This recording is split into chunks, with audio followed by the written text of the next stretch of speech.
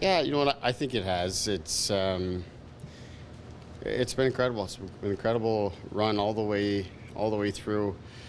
It's really nice to get the final reward here, because this team really has earned it right from the start. I just think we've been a championship team all season, and I had sort of come to terms with that myself without knowing how the final series is going to finish off. You of course want the final reward, but this team, I just felt great about all season, and it had accomplished so much and it had come together so well. Just really proud to be able to be their coach, and you feel very gratified and satisfied for the team and for the players that you're able to get this done and they're able to have the moment. There's a photo of you giving the cup to Kyle that's pretty famous on the internet now. Have you seen it, and what does it mean to share this with Kyle? I have seen it. Kyle actually showed it to me shortly after we left the ice. It's a great moment. I think in that photo, you could see the passion that Kyle has for the game and for what's been happening here. I think it really, in many ways, should have been him passing it to me. Perhaps is a little more symbolic, but you know what? I've said it before. I'm incredibly grateful for the opportunity to coach this team. Kyle brought me here and believed in me, and to be able to deliver feels good, and to be a part of that. And I guess in that sense, handing it off to him is a little bit poetic there, but it was nice. What does it say about him, though, that he's still that excited? I mean, he's been named the GM of the big club, and he's still this excited about winning that trophy for these guys? Well, I just think it just speaks to who he is, and that he's true to himself. He made it very clear that nothing was going to change, for this edition of the Marlies, and he delivered on that. He's been with us every single day, at home, on the road. He's had a lot on his plate, obviously, but he's been there for our guys. You're on all the lists of Sheldon. I'm sure you're aware of when there are NHL coaching vacancies and this sort of thing, and I guess there's just the one left now, but on the island. But are you aware of that, and are you ready for that next step, do you think, or is there more to be done here? Or how do you see it? No, I don't know that. I don't know that you can ever really say whether or not you're ready. I think you're ready when somebody decides you're ready. And that's really all I can say about that. You focus every day on trying to be as good as you can and continually improve, so that for when someone decides you are ready, that you are as most prepared as you possibly can be. As for the other stuff, I don't pay much attention to any of it. I've been dialed in what's happening here, and I'll continue to be dialed in here. I love coaching here. I learn every day. We work with great people, great players. I love this city, and as I say, I'm grateful for the opportunity that I have. I'll just continue to work to make myself as prepared as possible for any calls that may come, or that I hope may come in the future. Is that part of your aspirations, though, personally, is one day to get to an NHL bench? As a coach? Yeah, of course. You know what? I can't say when I started coaching many years ago at the junior A level that it was ever a thought, but as you go through the process and you're improving, you set new goals to continue to evolve, and that's, I think, the natural evolution for me would be to continue to pursue that.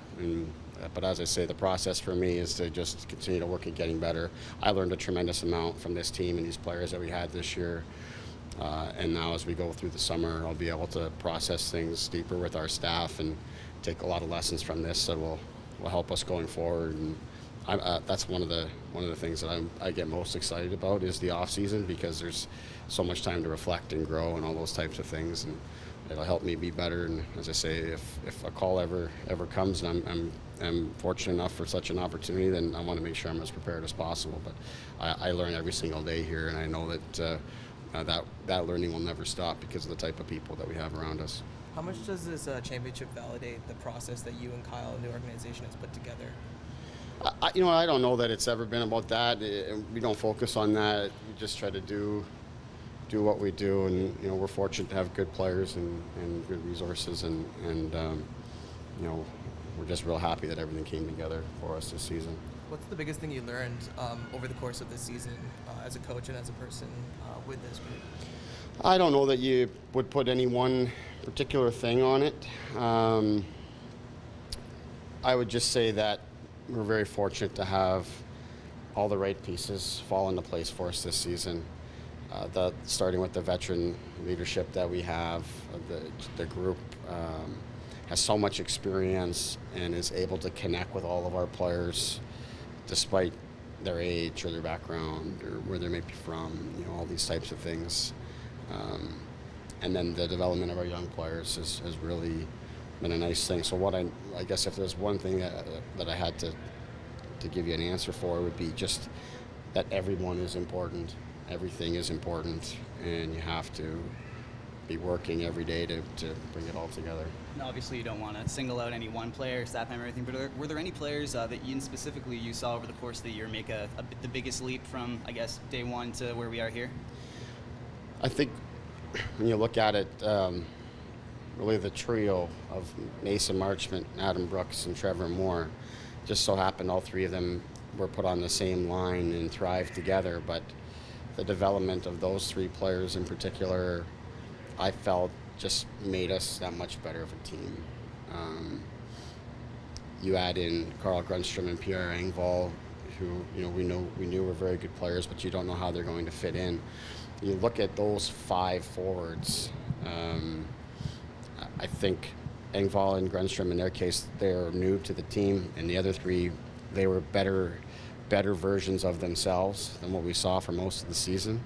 So when you have five upgrades like that on forward, and you add that to the on defense and the goaltending, that was a good group.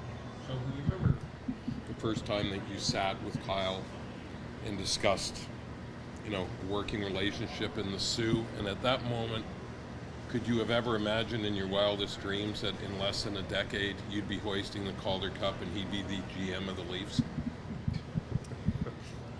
No, I can't say that it wasn't. At the time, I was just fortunate to be able to get a chance to coach in the OHL. At the time, Kyle was lucky, or I was lucky enough, that Kyle would reach out and give me an opportunity, and that, to be here now is pretty special. And in my case, certainly you don't get to this position without a lot of luck and a lot of things happening your way. So just incredibly fortunate and happy to be here and to have this experience. Have you had a chance to reflect back, though, on the journey and how it's been a long journey, but it really hasn't? Yeah, not really, to be honest. Things have been happening pretty quickly here. Such a long run, and then you're partying, you're celebrating, and then before you know it, you're back in full dad mode with two young boys, both at the rink yesterday playing some hockey themselves, and then now we're here today. So not a whole lot of time to process that kind of stuff. I frankly don't spend a whole lot of time looking back. We're just excited to look ahead, and the next thing for me now is to process all that happened this season and make a plan for next. Ben was a little bit emotional talking about saying goodbye and moving on to Germany, that kind of thing. What was your relationship like with him, particularly after you named him captain and had that working relationship? One of the nicest things about Ben and why I thought he was the natural fit for us as captain, as we took our time to make that decision, was just how even keel he is, how easy he is to talk to, and not just from my perspective, but all around the locker room, all the players, the way he interacts with them. I really value his perspective on things with the experience that he has all throughout his career, and then just how he prepares every single day. So I think we had a great relationship, and happy with the selection that we made there. And I think that the way that our team embraced him as captain was a sign of his character and his leadership. What's worked so well between you and Kyle since, I guess, the Sioux? I don't know what you could pin that on, other than that, like, both have good personalities. We're great friends. Probably is the biggest thing. We really developed a great friendship over time. That makes it easy to work for him. But the biggest thing is he just pushes me all the time to get better, and we learn off of each other. And I've been fortunate to have that relationship grow to this point. And like I say, that he believed in me to get here. you know, to have a moment like this is pretty special for everyone. How has he changed most since those early days in the suit until now? I just think the biggest thing is he can continue to evolve, continue to learn.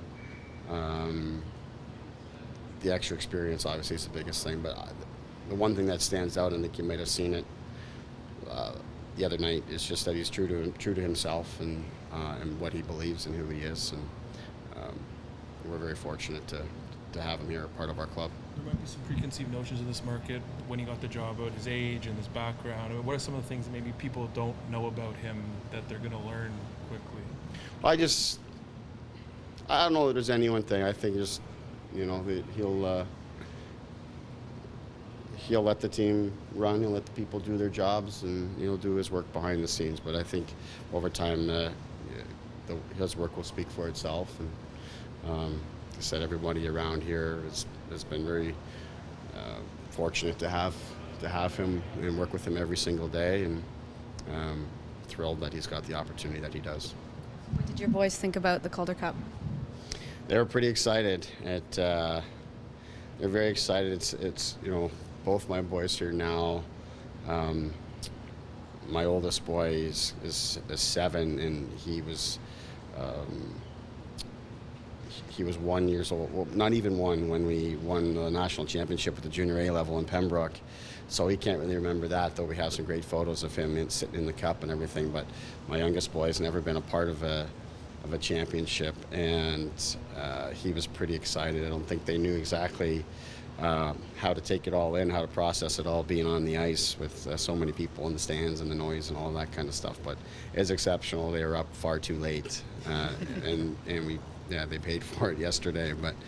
But no, it's exciting. That's the biggest part of this, is you get to share with your family, and not just my family, but our players, their wives, girlfriends, parents, brothers and sisters. Like, it was a great turnout. You don't get to this point, nobody does, as a team and as individuals, without the support of family. So it's great to be able to share that. Excited to see the fans outside for the rally today?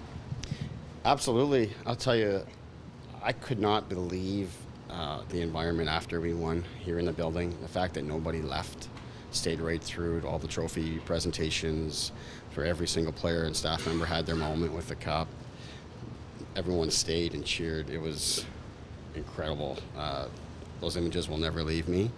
That environment was very, very special, and to be able to have another moment here to share with the fans is incredible.